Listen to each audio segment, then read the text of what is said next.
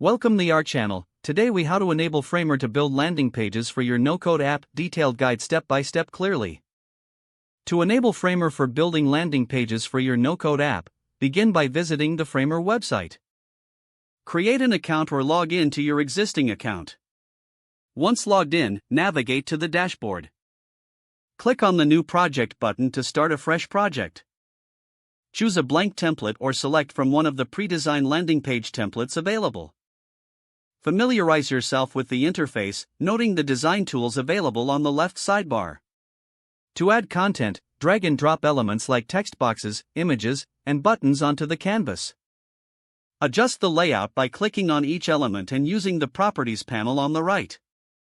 You can customize fonts, colors, and sizes to match your app's branding. If you want to create interactive elements, utilize the link feature to connect buttons to other pages or external URLs.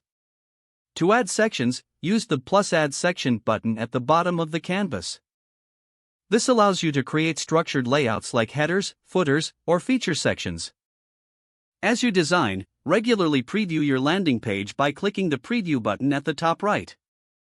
Once satisfied with your design, it's time to publish your landing page. Click on the Publish button and choose a custom URL for your landing page. Framer will then generate a live link for your page. To edit your landing page later, return to your dashboard and select the project you wish to modify. Make any necessary changes and republish to update the live version.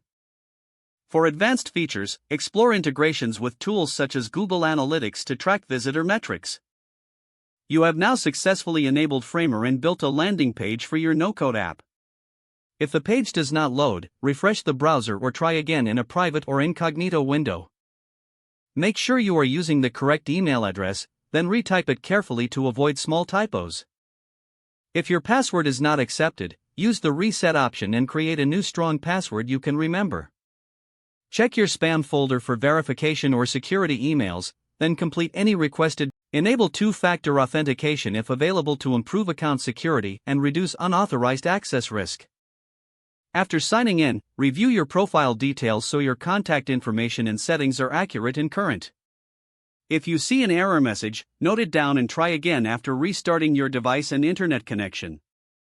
Log out when you finish, especially on shared devices, to keep your account and payment information secure. Don't forget to like this video and subscribe to our channel for more step-by-step tech guides.